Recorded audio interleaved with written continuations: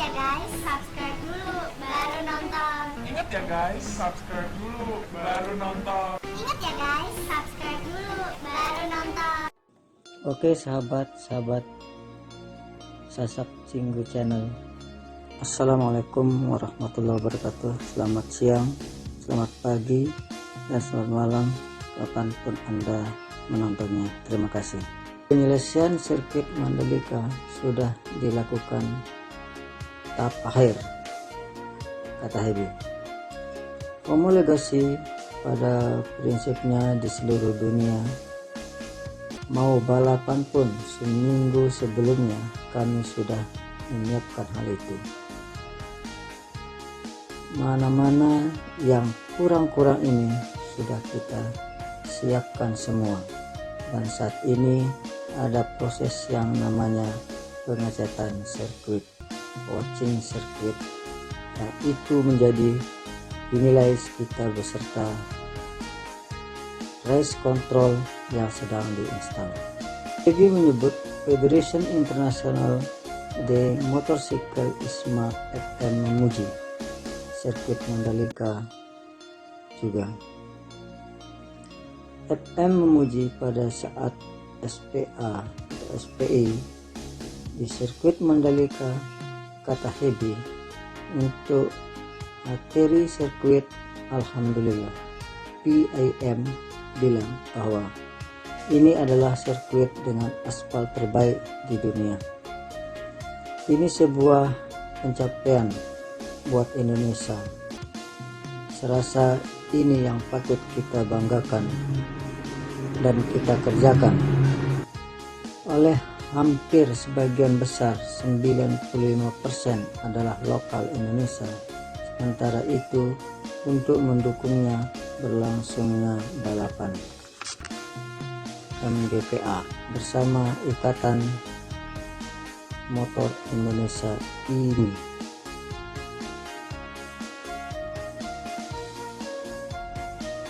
IMI telah melakukan pelatihan terhadap ratusan petugas marshal, anak-anak muda di sekitar sirkuit Mandalika, diberikan pendidikan untuk menjadi marshal balapan internasional, kata Hebi. Sekitar 600 orang yang dididik menjadi marshal.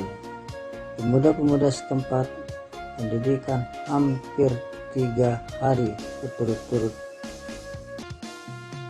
Marshal ini juga akan mendapat sertifikat, sehingga potensi anak-anak muda di sekitar Mandalika benar-benar bisa tanggap. Mereka bisa membantu surprise rekod yang ada di seluruh dunia jika diundang.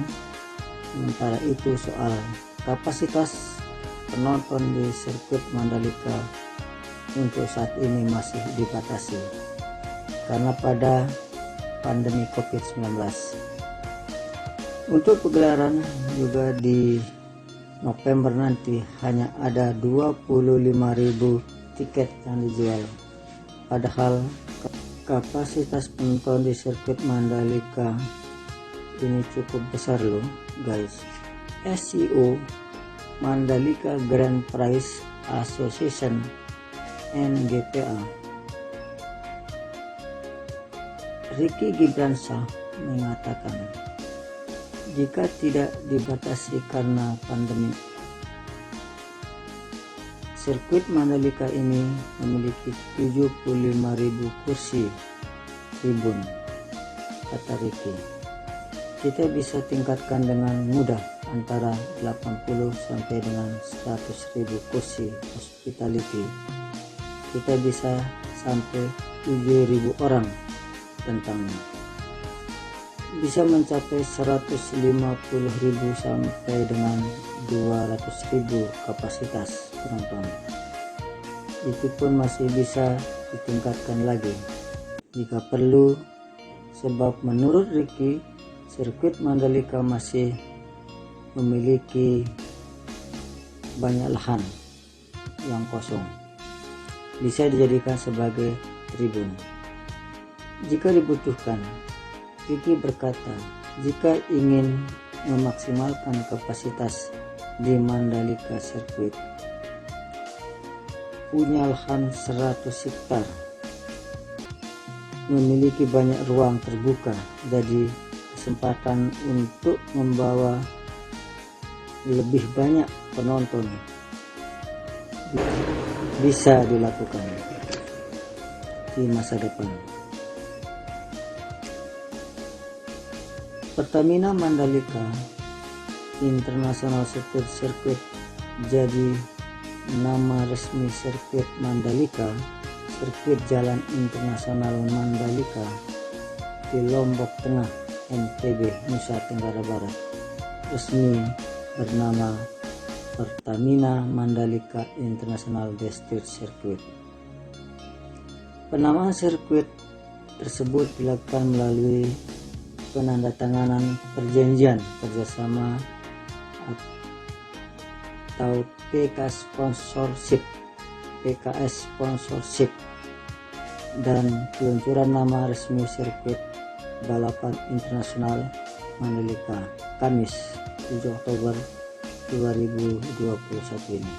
Pan Internasional Mandalika Kamis 7 Oktober 2021 ini.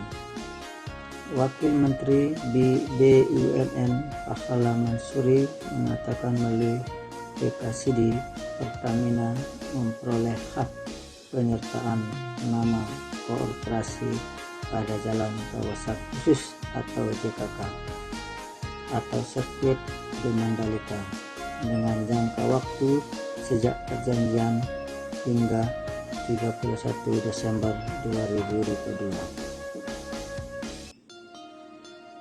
Pahala berkata, dalam penandatanganan PKS ini juga menandai secara resmi penamaan sirkuit jalan raya sepanjang 4,31 km. Sirkuit jalan raya sepanjang 4,31 km yang dibangun oleh TDC tersebut menjadi Pertamina Mandalika International Street Circuit. Pahala menjelaskan, pembangunan sirkuit telah dilakukan sejak Agustus 2020 lalu. Pada tahun ini, industri sirkuit tersebut akan diuji cobakan dengan beberapa kejuaraan balap internasional, di antaranya Idemitsu Asia Talenta Cup yang akan jadi ajang pembuka di sirkuit Mandalika pada tanggal 12 sampai dengan 14 November 2021 dan disusul dengan World Superbike WSBK yang berlangsung seminggu setelahnya, yaitu tanggal 19 sampai dengan 21 November 2021. Kata Pahala, jadi ini termasuk salah satu event yang paling ditunggu-tunggu tahun depan. Kita akan menyaksikan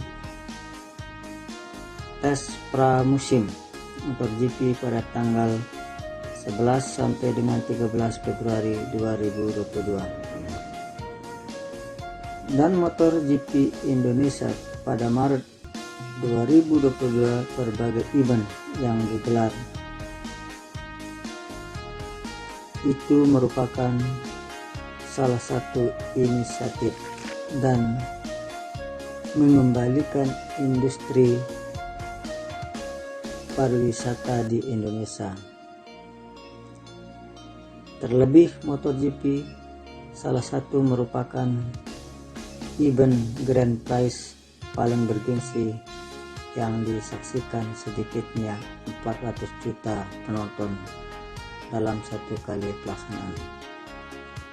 Dengan demikian, Pahala berharap penyelenggaraan event tersebut dapat menjadikan Indonesia sebagai salah satu penyelenggaraan event pariwisata global dunia. Event pariwisata global dunia yang dapat membangun industri pariwisata dan ekonomi Indonesia.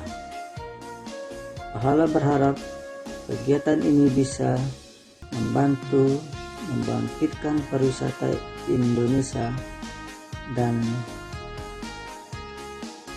memastikan bahwa BUMN bukan hanya proyek basic tetapi badan usaha negara yang dapat sustainable ke depannya. Sementara itu, Direktur Utama Pertamina Niki Widiawati mengatakan, sinergi Pertamina dengan ITDC akan memberikan dampak positif bagi bangsa Indonesia ataupun Pertamina sebagai korporasi. Menurut mereka, kerjasama ini merupakan bentuk nyata go kolaboratif antar BUMN yang diharapkan mampu mendukung grand exposure Pertamina dan secara jangka panjang. Grand exposure bagi bangsa Indonesia secara global, lalu peluang dapat terlihat pada jumlah fanbase di media sosial MotoGP yang mencapai 26,6 juta followers dan berbagai platform dan lebih besar dari jumlah fanbase Formula One. Dukungan atas penyelenggaraan MotoGP di Indonesia ini juga salah satu bentuk aspirasi Pertamina menjadi BUMN Main Go Global dengan nilai pasar $100 juta atau setara dengan 1,4 triliun rupiah di tahun 2024, dan partisipasi Pertamina dalam mendukung pemerintah guna meningkatkan potensi pariwisata Indonesia, kata Widiawati. Selain meningkatkan potensi pariwisata secara bisnis, akan muncul berbagai potensi pengembangan bisnis yang dapat direncanakan dan dikelola oleh Pertamina melalui subholding, commercial and trading. Subholding, commercial and trading. Kerjasama ini juga menjadi peluang dalam aplikasi brand image terkait dengan penggunaan energi baru terbarukan dengan mengoptimalkan peran subholding, power and waste sebagai pemasok energi bersih dan pembangkit listrik tenaga surya PLTS. Pertamina telah menyalurkan bantuan modal bergulir UMK di Mandalika. Program tersebut akan terus berjalan untuk menghasilkan pertumbuhan berkelanjutan secara dukungan Pertamina dengan pencapaian Sustainable Development Goals atau SDGs, khususnya di poin B terkait dengan penyediaan lapangan kerja dan pertumbuhan ekonomi serta implementasi program berbasis environmental sosial government atau ESG di seluruh wilayah operasionalnya. Direktur Utama ITDC Abdul Bar M. Mansur menambahkan banyak tantangan yang dihadapi dalam pembangunan sirkuit Mandalika.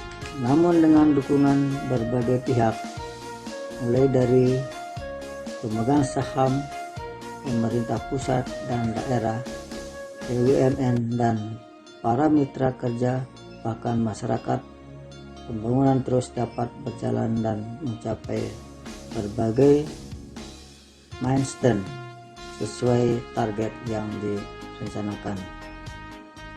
Sekaligus peluncuran nama resmi yang ditunggu-tunggu. Sekian dan terima kasih.